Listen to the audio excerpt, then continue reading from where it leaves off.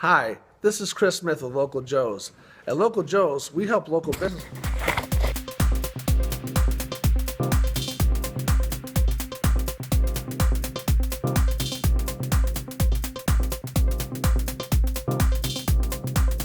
Hi, this is Chris Smith with Local Joe's.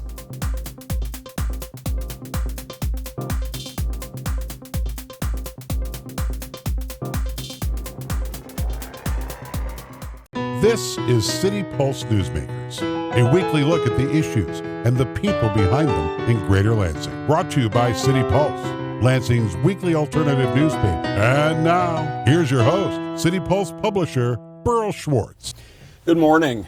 Detroit is the largest city in the state, and not surprisingly, it has the biggest problems in the state when it comes to dealing with people who are unemployed, who may have substance abuse problems, who are trying to reintegrate into society after serving time in prison.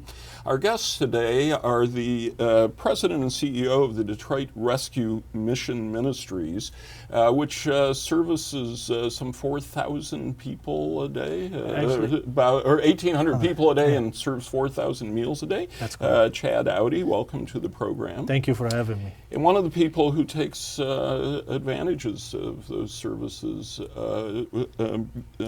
Willie Perkins, who's a veteran. Yes. Nice to have you Nice here. to be here. And then Paula Brown, who's executive director of Reading Works, and of course literacy plays an important role in trying to for people trying to get back on track. Yes. Welcome to you too. Thank you.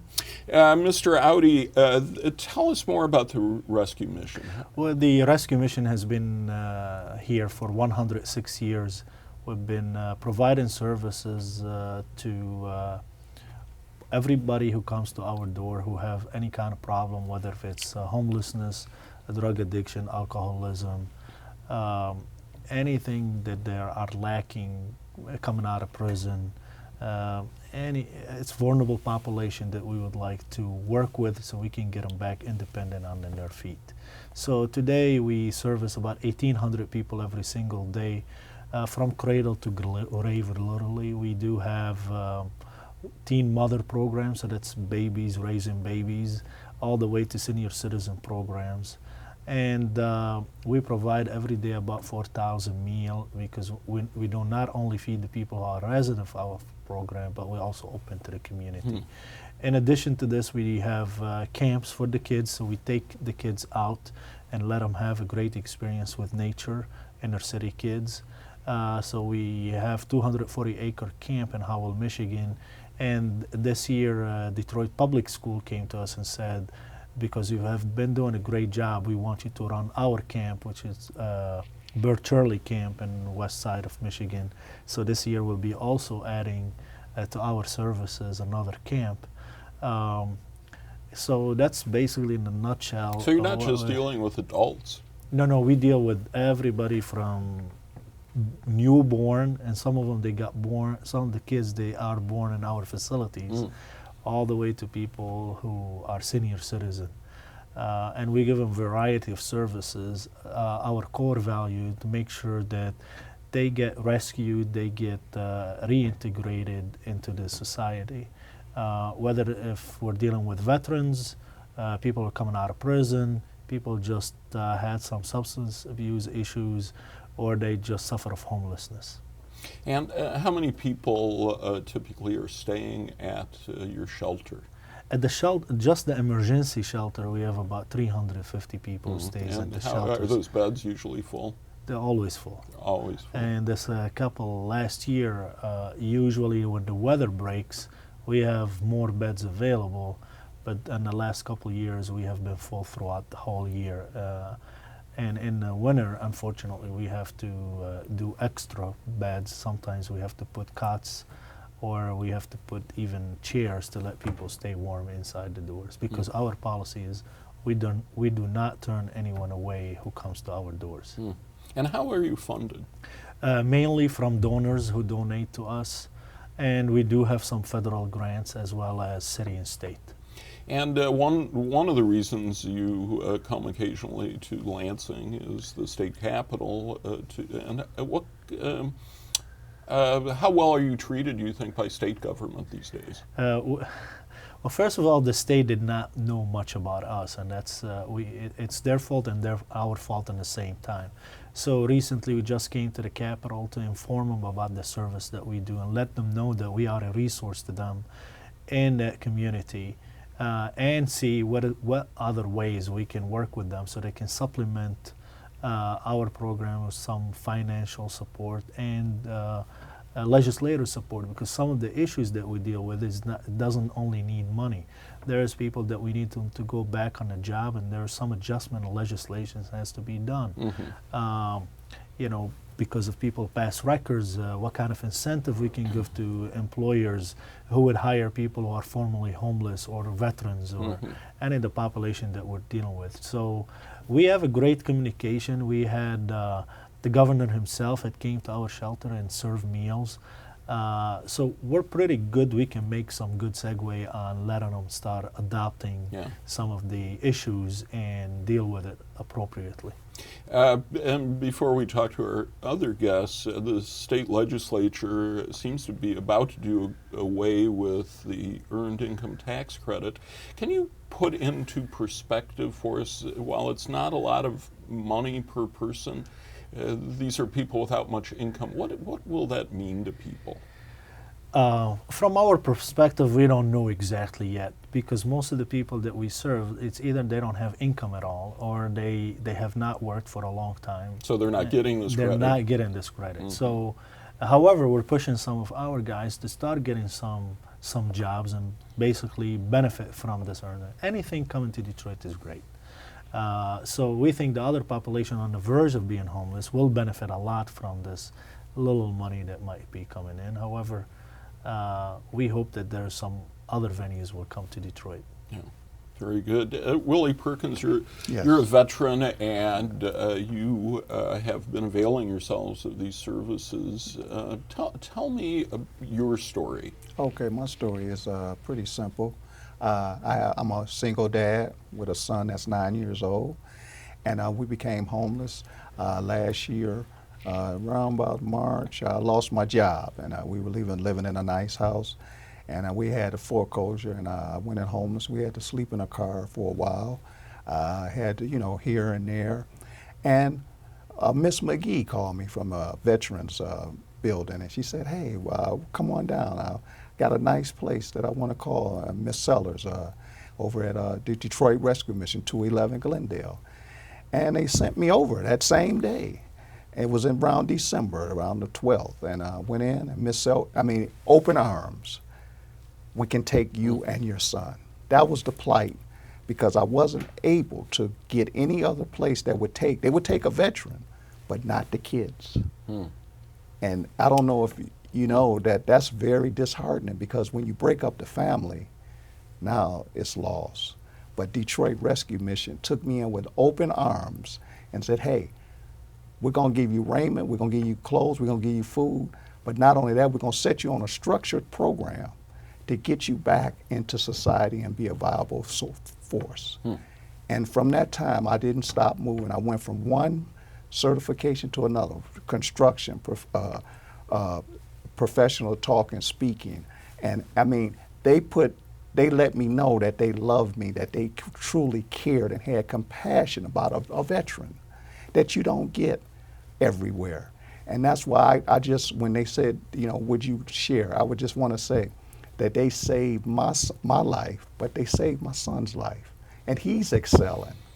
And now, just 6 months, I got a place, 3-bedroom apartment, waiting to move in any day. My son, 4 A's, a B, and a C. You see, the spiritual part there is there. When I came in, they talked about Jesus, and I'm a Christian, and that's so viable. If you don't have the spiritual part, you won't have anything else. I'm more closer to God now, and the place is safe. All shelters are not safe, but 211 Glendale is very safe. You got kids there. My son wasn't scared one day, and he loved it. He had his 9th birthday in April, and don't you know one of the security came up and said happy birthday to him? I mean, it was just, it's like a family there. And I just want to say that Detroit Rescue Mission saved our lives, and we need more establishing, more funding for this great, I mean, it's moving, it's touching. I want to cry right now, but I'm trying to restrain myself. I mean, they saved our lives, and I'm on my way back. I'm back, and I found out that I could do some things that I couldn't do. You know, I needed some healing for myself, and I'm getting some services from the VA that I needed. So I think it was a blessing in disguise. Now, how is the job search going? Oh, it's going great. I mean, I got job offers after job offer. I landed a job. They're just waiting on the right hours for me. And the department, I already have it. They set me up with a nice Section 8 from HUD-VASH, and it's all. I just need to come out and inspect it, and I can move in any day. So I'm back. Mrs. Obama and Mrs. Biden have made quite an issue Yes. in the last 6 years of the plight of veterans in getting Yes. jobs. Do you think that situation's improving? Yes, most definitely. I mean, people call every day. You know, being at the Detroit Rescue Mission sets you up for success. Everything is there for you, from computers to training to, transportation to get there. It's no way you can fail. They put you on a structure plan. You're not just sitting there not doing anything. Every day you go out and you do something. And that's what I love about it. Yeah, we're going to give you food, we're going to give you shelter, but you're going to have to get better. And that's what I love about it. Yeah. Well, congratulations. Thank you, sir. Paula Brown, you know, we know reading plays an important role in self-improvement, but how do you get people to buy into that? Or is that even a challenge? Are people eager? The people that need the services know it. The people that provide the services know it. It's some of the powers that be don't always recognize how very critical an issue this is to getting Willie on his feet, or others like Willie. There's a huge level of low skills, percentage of people, adults with low skills in Detroit. And about 5 years ago, a group of media and business partners got together to form ReadingWorks, and what we are is a collective of 9 literacy partners who provide adult literacy programs. What's happening is twofold. Buildings are not the only things that got neglected in Detroit for decades. Education and resources have put a lot of adults in a very dire situation. So even though there's money going into early childhood, and even though there's money going into workforce development, there's a lot of people being turned away from workforce programs because they don't have a high school diploma or a GED. And they have to get those things in order just to begin starting to look for a job that's going to pay a livable wage. And unfortunately, the GED got a lot harder in 2014, so now we've added 6 to 12 months of preparation time to the test, to taking the test. So ReadingWorks is here to provide a lot of structure and support around getting literacy programs to the people who are needing it, the people who are raising children who are going to provide the stable homes and help the children exceed in school. They need to be literate themselves. They need to be reading at a certain proficiency. If they want a good job, they need to be reading at a proficiency to take the GED or finish their high school diploma. And we're so proud to be partnering with Detroit Rescue Mission because they have incredible people that they're serving that are just waiting to get out there, to get working, to have stable homes and start living independently. And so we are helping them provide some literacy programs to their residents so that they can prepare for the GED and get on their feet. In Detroit, which has a population of roughly 700,000, what percentage would you say are either illiterate or substandard when it comes to reading skills? That's a good question. In 2013, there was an international study that said in Michigan, 1 in 3 adults had low skills, low literacy, low math skills. Compared to the nation, that's 1 in 6. And when you compare it to Japan, they're 1 in 20. So you can see how dire of an issue this Now, is. why do you think it's so much greater in Michigan? Again, it's the educational system, it's poverty in Detroit, particularly poverty, but not just in Detroit. That's a really huge and loaded question. And it's an industry, we had a lot of jobs that did not require educational levels, for decades, that you could make a middle class income with less than a high school diploma. Well, those jobs have disappeared over time, but we haven't done anything to replace the educational attainment of the individuals. So, and then there's intergenerational poverty that causes a lot of things that happen, and resources go away, and transportation's an issue. I mean, all of this together has contributed to this issue. And so in the city of Detroit, there's one study that says 47% of adults have low literacy. That study has been contested, but our partners, the 9 agencies that are doing the work out there, feel it's probably about 40 to 45%. Mr. Audi, one of the areas the mission works in is people who are coming back into society after being imprisoned. Right. And Michigan has a high rate of incarceration, even in a country that leads the Western world in incarceration. Right. Tell me, how do you help these people? What we do, we take them in and we find them a residential area where they can stay in. And then we give them soft skills training, and then we start introducing them. We partner with Reading Works so they can get their level to pass educational, so they can go and fill out an application if they want to find a job, all the way down to pass a GED, and then hopefully go to college if they don't want to do, if they were young. And if they were not young, so they can go and we hook them up with certificate programs through colleges, so they can be ready for jobs. And then once we get them ready for job, then we have to work with them the hurdle of their felony records. Which employer will hire people with felony records? And that will be another issue that we have to deal with, and this is what we are working with the legislators and a lot of time to see what can be done to give an incentives probably to employers who will take people coming out of prison. That's interesting. What kind of reaction are you getting to that? At this point, this is a very preliminary discussion, so we don't know where it is going, but it seems like it's very receptive. They already passed the legislation where, to remove their felony records off some applications. So we think there is a good process going on. How effective it is, we don't know. We can't measure it. Our job is right now to find them a job so cut down on the recidivism rate. So we have this issue, and we have another issue that we're working on the Department of Correction. We're introducing new test programs, such as camping mentoring program at the Duluth model, which it would work one-on-one mentoring, hooking them up back with their families, teach them about life skills to know how to interact with their kids, with their parents, with their other kin. So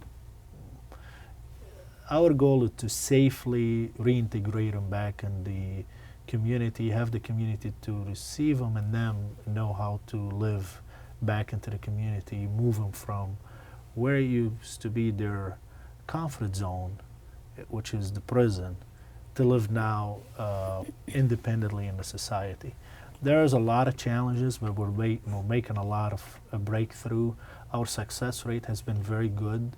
It really exceeded the 60%, where people did find jobs, connected back with their families, and they have not tried to do any crime again. You are then familiar with a lot of people who've been imprisoned. Are they coming out of prison with any skills, or have they simply been put away and forgotten about? There's like anywhere. There's some people take advantage of the programs offered inside the prison, and they come up with some skills. But majority of them, unfortunately, they're not. They just they got the skills on how to survive an environment other than regular society. And this is where we have to do the breakthrough and let them go back and reintegrate back into the society. But this is good, but now we're looking at some other population, which is a very hard to deal with, which is the people who actually max out their time in the prison. I mean, when we're talking about recidivism, now we're looking at the data. Is it the people who are on parole who is most likely to go back into the prison, or the people who have been in the prison for a long time and they were not eligible for parole and they got released from prison after they max out their time? And then we're finding out that most of the people who had to max out their time, they fall into two categories. One, they committed a very bad crime that they were not eligible for parole. So their behavior was already very bad. And the second one, they had a very bad behavior in prison that they were not eligible for parole. So even when they were incarcerated, they did not behave well. And now they max out their time and they had to be released. So when they are released, who's working on their behavioral issues? And where's their comfort zone? And who's receiving them when they go back into the communities? And we believe that this particular population is the hardest and the one who tend to go back more than the population who goes through parole, who, what they call in correction, they have tail, versus the people who do not have tail. And Tail? Tail, because they still can, they still have to report to someone in correction. But the people who max out, they're not in the lien system, they're not nowhere. They did their time and they're out. And but they don't have no skills and no one is reintegrating them back into society.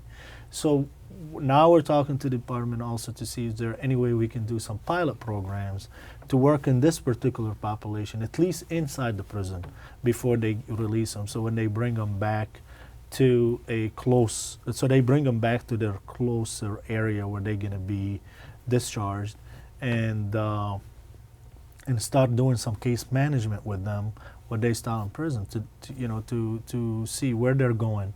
Do they have a home? Do they have a job? Do they have a family? Do they have kids? Do they have parents? Where are you going when you leave this facility? So it will be good probably to create a safety net for them before they just go in the street and find out, oh, I don't have no one. My girlfriend is no longer there. My kids are no longer there. My wife is no longer here. My parents are gone. And no one will hire them because they don't have all the skills or because of the record. And then what do you think they're going to do? They go commit a crime to go back to where they knew how to survive.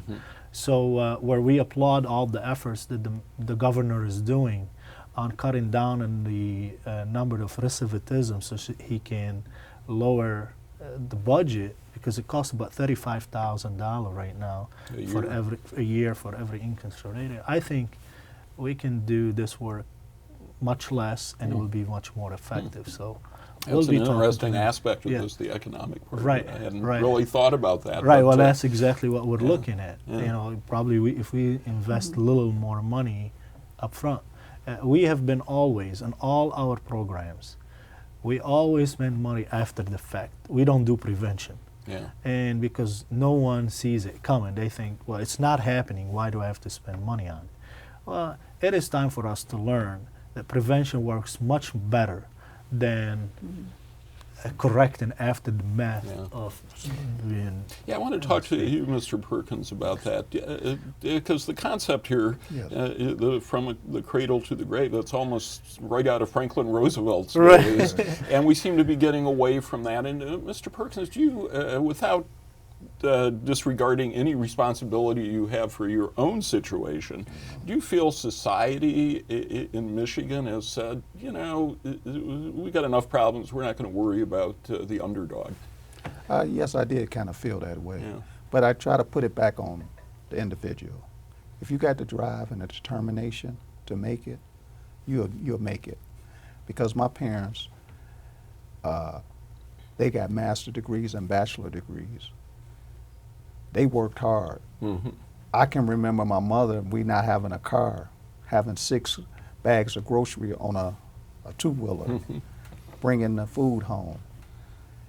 That's somebody saying, I don't know what quit is. Giving up, that's not an option. Yeah. So, But is yes. that still, is that a prevalent attitude? I know exactly what you're talking Yeah. about. You know, some people would say it's all your own fault, but some people don't have parents Yes. who have been successful. They don't have those role That's right. models. So I mean, at the end of the day, it goes back to you. I mean, you can say, well, and with Chad, he said about, you know, the imprisonment population, and they coming out not having the resources, the jobs, and the you know, the skills to even read or write, you know, but they didn't get there, you know. They made some bad choices too. You know, we all got choices to make, Yeah. and there's repercussions behind it. You know, sure, it should be more things done for the, you know, the downtrodden and poverty-stricken, but at the same time, once you get everything that you need, then it's no excuses. You see what I mean? It's kind of a two-edged sword. Some people want everything and don't want to do nothing. Right. Some people need everything but want to do more. Right. You know, then that's kind of what it is, and that's where politics comes in. You know, this side sees us where are we giving a handout or a hand up? And the other side seeing it differently. You kind of understand what I'm saying? Right, exactly. Paula Brown, we're seeing great changes in Detroit. Lots of people are moving into the city.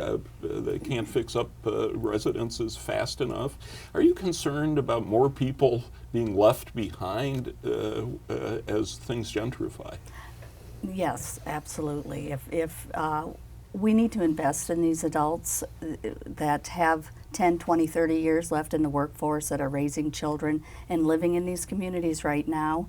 If we only invest in people from the outside coming in, we create a tiered society, and we create a disenfranchisement that everyone that's developing Detroit says they don't want. They want everyone engaged. They want everybody to participate.